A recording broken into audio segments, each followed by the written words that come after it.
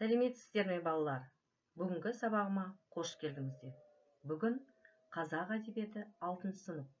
Мен балаң жарық күнде сәуле қуған бөлімі бойынша Сайын Мұратбековтің Жусан иісі хикаясымен танысамыз. Бүгін біз 6 сабақ. Бүгінгі сабағымыздың оқу мақсаты: әдеби көркемдегіш құралдарды пайдаланып, шығармадағы табиғат көрінісін, оқиға орнын, кейіпкер бейнесін сипаттап жазу.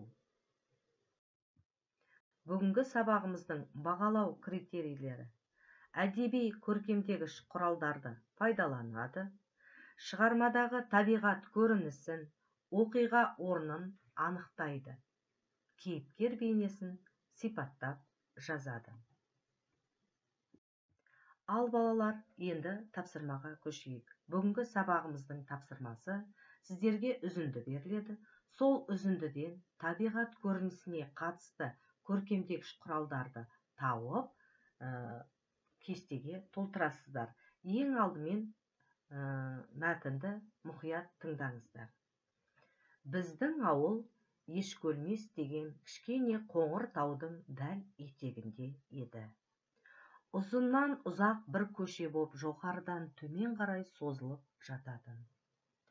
Қыста осы жалғыз көшенің басынан аяғына дейін балалар шуылдаса, топырлай жүріп, қарды таптап, сырғанақ жасайтынбыз. Қар қалың түскенмен таулы жердің күні өте жаймашуақ, жылы болады. Тапталған қар күні бойы жентектеліп еріп, кешке қарай көк мұз боп қатып қалатын. Бүгінде сырғанақтағы ойынның сондай бір қызған шағы еді. Күннің көзі қанталағандай боп, ерекше қызарып, ұясына қонуға таянған. Сірескен ақ қардың бетінде бір сәтке жұқалаң қызғылт кілегей тұрды. Күні бойы Ешкөлместің күнегейінде жайылған мал ешкім қайырмаса да бір ізбен шұбырып ауылға қайтқан. Кенет бүкіл ауылды шулыға шыққан ащы дауыстар селт еткізді. Төбе құйқаны шымырлатып, жоқтау айтқан дауыстар Аянның үйінен шығып жатыр. Мұндайда балалар еліккіш келеді ғой. Сырғанақты тастай бере, дәл бірдеңеден құр қалатындай, бәріміз бірдей дүрліге дүркіресіп, Аянның үйіне қарай лап қойдық. Ал енді балалар, осы мәтінді мұқият оқып, Т кестесі әдісі бойынша көркемдегіш құралдарды иә бөліміне, жай сөздерді жоқ бөліміне жазасыздар. Және осы Т кестесінің дескрипторы берілген үзіндіні оқиды, үзіндіден көркемдегіш сөздерді табады. Яғни сіздерге берілген үзінді мұқият оқып, сол мәтіннен көркемдегіш құралдарды осы кестеге бөліп жазамыз. Сәттілік!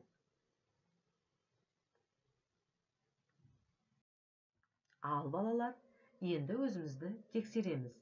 Т кестесі әдісі бойынша сіздер екі кестеге бөліп жаздыңыздар. Яғни жоқ кестеге көркемдегіш құралдарға жатпайтын сөздерді жазуға болады. Ол жаңағы мәтіннен кездескен кенет, Аянның үйі, сырғанақ, ұзыннан ұзақ көше, қарды таптап деген тағы басқа солай сөздерді жазуға болады. Ал иә кесте бөліміне ол көркемдегіш құрал, мәтіндегі кездесетін көркемдегіш құралды осы кестеге жазу берілген. Ал өзімізді тексерейік. Қоңыр таудың етегінде топырлай жүріп, таулы жердің күні жаймашуақ, тапталған қар, көк мұз, сірескен ақ қар, ойынның қызған шағы, ащы дауыс, қанталағандай, ұясына қонуға таяған, жұқалаң қызғылт кілегей, шұбырып ауылға қайтқан, төбе құйқаны шымырлатып, құр қалатындай дүрліге дүркіресіп лап қойды. Балалар, көрдіңіздер ме? Осы мәтіннен, яғни көркемдегіш құралдарды қандай екенін осыны есте сақтағандарыңыз дұрыс болады. Ал балалар, келесі тапсырмамызға көшеміз. Бұл тапсырмада үзінді беріледі. Үзіндіден оқиға орнын тауып, кейіпкер бейнесін анықтайсыздар. Үзінді. Жарғақ сары тон киген Аян, күлімдеп тұратын қара көзі шарасынан шыға жаутаңдап, өңі боп-боз есігінің алдында тұр екен.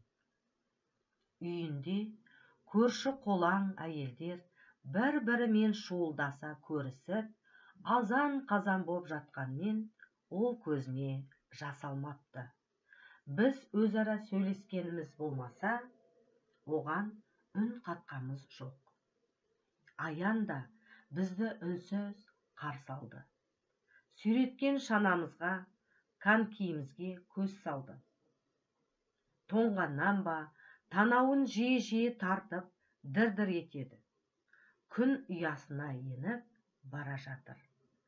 Аян болса, сол мелшиген күйде жалтақ-жалтақ етіп, ауылдың әр тұсынан әжетайлап дауыс қойып келе жатқан адамдарға қарайды. Балалар, осы үзіндіні мұқият оқыңыздар. Қазір кейіпкер бейнесін келесі кестеге толықтырып жазасыздар. Бұл кесте, яғни қос жазба күнделігі әдісі бойынша оқиға орнын анықтап, кейіпкердің бейнесін жазыңыз және өз пікіріңізді білдіріңіз. Бұл кестеде тапсырма атауы оқиға орны, Аянның әрекеті, Аянның бейнесі және оқиғалар қайда болды, соны жазасыздар және өздеріңіздің әр оқушы өз пікірін толықтырып жазады. Бұл тапсырманың дескрипторы, берілген үзіндіні оқисыздар, оқиға орнын анықтайсыздар, Аянның бейнесін сипаттайсыздар. Сәттілік. Ал балалар, екінші тапсырма бойынша өзімізді тексереміз. Бірінші тапсырмада оқиға орнынан Аянның әжесінің қайтыс болған уақыты, Аянның әжесінің үйі. Аянның әрекеті ештемені түсінбеген сияқты кейіпте, ойын балаларының шаналары мен конькилеріне көзі түсіп, қызығып тұр. Аянның бейнесі жаурап тоңып тұр. Аянышты, жалғыз әжесінен айырылып қалды. Мелшиіп, төңірекке жалтақтап қарайды. Ал енді осы оқушы пікірі осындай ықтимал түрде берілген. Бұл оқиға орны, яғни сіздердің ой пікірлеріңіз осыған ұқсас болады деп ойлаймын. Әжесі қайтыс болып, Аянға бұрынғыдан да қиын болды. Аянның әрекеті, Аянның балалығы балалардың шаналары мен конькилеріне түсінуінен байқалады. Әжесінің қайтыс болғанына жылап қайғырмайды. Аянның бейнесі. Аянға деген аяушылығым артып кетті. Өмірден көп қиындық көрді. Балалық шағы ауыр да аянышты өтіп жатыр.